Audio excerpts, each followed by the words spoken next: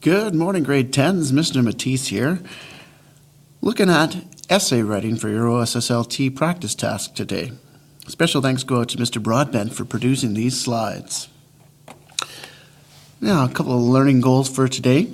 So I'm hoping that after today you'll have a better idea of how to generate ideas in your writing for essays. And of course, we'll take a look at the essay structure that you might want to use when you're writing the essay on the literacy test and for the task today. You'll find that your teacher's expectations are going to be a little bit different than what the expectations on the literacy test are. So here's a sample essay question from a previous literacy test. It says, is participation in extracurricular activities an important part of secondary school life? So even before you start to write, let's kind of think about different ways we can approach this question. So I look at some key words in the question. Participation in extracurricular activities. First, I have to identify what extracurricular activities are, so things that happen outside of the curriculum, so after school. And then I have to wonder if participation is actually important, whether or not it would be wise to participate in these kinds of things. And then, of course, I want to think about how that's going to impact my high school life. Then I might want to start thinking about how to activate my background knowledge. So I'm going to think about all the different things that I can contribute to this experience. So think about what I've done after school. Think about what friends and family do. Things that relate to my community or school, and things that I've read or things I've seen in movies or TV, or just generally things that I might be interested in. And as you think about this, think of the extracurricular activities. I know that when I was in high school, I was really involved in a couple of things, mostly music society. I played saxophone in the band, but I was also involved in musicals. So I might think of those experiences to help generate some ideas about whether or not those extracurriculars are important. So another really good strategy for generating ideas is to create a T-chart with a yes side and a no side. And there you can generate some ideas as to whether or not you think extracurriculars are important. And you can see here, if you look at the yes side, I have way more ideas here than I do on the no side. So when you're deciding on how to argue your topic on the literacy test, you're going to want to choose one side or the other. And generally speaking, it's going to be easier to talk about an idea that you have more ideas for.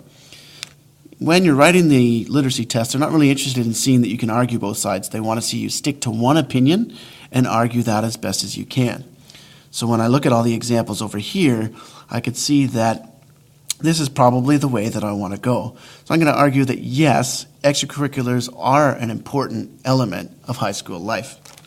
Here's another thing you can do, another great strategy for generating ideas if you're struggling to come up with some. You can think of PERMs. So there's political, educational, environmental, entertainment, economic, religious, and then the M's, moral, medical, military, monetary, and of course social and scientific. These are all different broad concepts that you can use to help argue your point. What you're really going to want to focus on is these E's here. You see educational, environmental, economic. These are some major components. And then of course social. So this is how it influences your friends and family. So going back to these ones up here, you could think about, is there educational benefits to being in extracurriculars? Is there environmental benefits or economic benefits to being involved? Can you make money off of it? Could you pursue a career maybe if you get involved? These are the kinds of things that you're going to want to think about as you begin to spawn new ideas for your writing. So in looking at this T-chart, I've color-coded it now, and you can see I've divided the ideas on the yes side into 4 broad categories. I've got blue up here. These are kind of all the social arguments, so better way to make friends, make connections with new people, become more social, of course. And then the green are all my kind of educational arguments, and then I've got these yellow that help build character, and red that talks about physical fitness. Now, I really only need 3 strong arguments, so I might not include this physical fitness one. It's kind of a health argument because there's not a lot there. So I'm going to focus on these 3 other colors, social, educational, and building character, to really help develop my main arguments in my essay. You can see the educational one there. Got to learn new things, gain experiences, and really a lot of the topics on the literacy test will focus on some sort of educational component. So if we look at these ideas as I start to organize them a little bit more, you can see that I've taken all my social ideas and put them into one broad idea. And I've taken the educational arguments, put them into another broad idea, and same with building character. And I've taken that broad idea and I've kind of created a statement here. So social, extracurriculars are a great way to meet new people. And that's kind of really going to become the topic sentence for a body paragraph. Same with this one down here. Teams and clubs are a great way to learn things you wouldn't be able to do otherwise. And then, of course, teams and clubs help to build character. So you can see as I've developed these ideas, I've got the makings of my body paragraphs now. So really my essay is starting to come together through this. So now that I've got these kind of broad ideas, how do I expand on them to provide the detail that's really going to help me create an essay that has specific, related, and focused detail? So I like to take those broad ideas and maybe use this APE, where we answer, prove, and explain. But I like to think of it as P for an essay, where I make my point, my broad statement, and expand on that with some evidence and examples, and then I explain it in greater detail. This is really going to help me become a little more specific with what I'm trying to say. So for example, one of my arguments was joining a team or club is a better way to make friends. So to expand on that, I might say there are clubs for all kinds of unique interests, like debate. That's something Mr. Broadbent really likes. And then you might say something like musical or something like that, but be really specific. In the last piece, you're really going to want to focus on how that's going to relate to your original point. You might be interested in debating, but none of your friends are. By joining the debate club, you will meet people who share that same interest. So now you've really created a round argument that has a broad statement with specific details. That's really what they're looking for when you're developing details in your essay writing. So here we have an example of an essay from a literacy test that used this question. And this is really just the introduction of the essay. This one actually got perfect on the literacy test. So there's really three components that you want to include in the introductory paragraph of your essay. You want to make sure you briefly introduce the topic. You want to have your thesis, so that's going to express your opinion.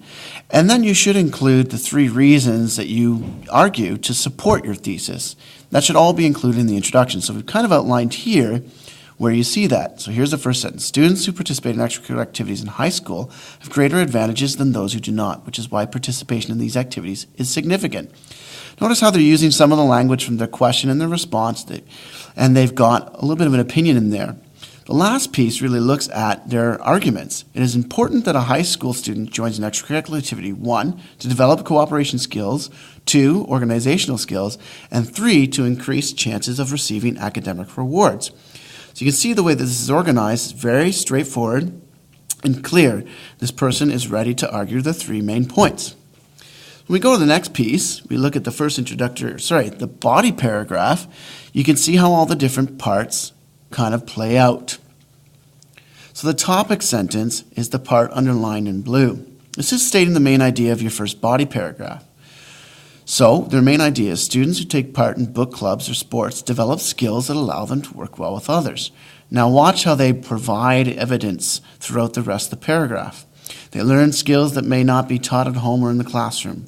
For instance, a person who plays volleyball is able to negotiate, cooperate, compromise, share, and socialize more confidently than one who is not used to stepping outside of their comfort zone. You can see how they kind of made their point, expanded and explained. It's all color coordinated there. And they've got very nice, rich, specific detail. They didn't just broadly say it teaches them to negotiate. They kind of give examples of how that works. And then, of course, the next point, extracurriculars activities provide a way for young teens to get to know each other and improve their socializing skills to ultimately enhance their secondary school experience. So they've made their point, they've expanded and explained. It's not three unique sentences. They kind of jumbled everything into one sentence, which is fine too. Just make sure that you kind of develop your details in that way. And then the last thing you're going to do, so once you've written 3 body paragraphs, kind of using that format, you're going to want to conclude.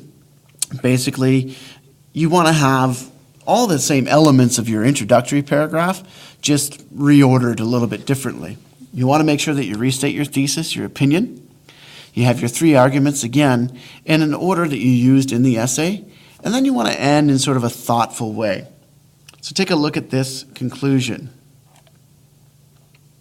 As a result, students who enhance their skills in communication and organization are more likely to receive a greater benefit, such as getting accepted into an elite university or saving money by receiving a scholarship. You can see right there that they've kind of relisted all their 3 points. And they've got their opinion in there as well, that it is beneficial for them to do this. Then they finish by saying this: even after university and college, the skills achieved from joining these activities will benefit in the long run, because after all, the more effort and hard work you put into something, the greater the award. So they kind of end in a thoughtful way that applies to teens and makes them think about how these ideas will benefit them. So here you can see this is what the entire essay looks like from that literacy test. You can see all the different components there. We've got the introduction at the top. We can see that lots of details have been developed. 3 solid body paragraphs. Okay? And very well organized. Organization counts. It helps with your topic development mark as well. You can see that second body paragraph goes into the second page, and they've used all the space allotted with a nice conclusion to finish it off. This is what it should look like. Indents on each paragraph to indicate new ideas and separate your ideas as well. It's really important that you use some of those organizational tools to help connect your ideas and really create a focused response. Now, I know that this writing is probably going to seem like a lot of work, and some of you might be worried about your timing. It's really important that you leave enough time for this, but that you don't also spend too much time on it, because you have other things to do. This essay is worth about 12% of your overall mark on the literacy test. My advice is, if you think you're going to need a lot more time, is do everything else in the booklet first, and then do the essay last. At the very least, you should monitor your time. It should take you no more than 20 minutes in a regular period. Of course, double that time if you have an IEP. So what you're going to want to do when you do sit down to write this is brainstorm all those ideas, try to make sure you're organizing them. At the very least, write something to the best of your ability, because you are going to get marks if there's some good ideas and organization there. And it's really important that you put something down. Okay, so that about wraps it up for this video. As you can recall, we had some goals today. We wanted to review strategies for generating ideas. So we talked about brainstorming using a T-chart, yes or no, if you agree with the topic or not, selecting an opinion from there and staying focused on that, and then maybe using something like PERMS to develop more specific arguments that will comprise the body paragraphs of your essay. And then, of course, we talked about the essay structure. You want to have a nice solid introduction, introduces your topic and your opinion in a thesis statement, and the 3 ideas that you're going to argue, 3 solid body paragraphs that prove, expand, and explain on your details, very specific details. The more specific, the better. Then, of course, your concluding paragraphs, which restates your thesis. If you're interested in watching this video again or seeing any of the other videos in this series, go ahead to YouTube and type in UCC Literacy. And you'll see a playlist come up created by Mr. Broadbent with 4 videos relating to all the different key features of the literacy test. These ones are a little bit different. They'll include Mr. Broadbent's voice and, of course, some of his signature puns.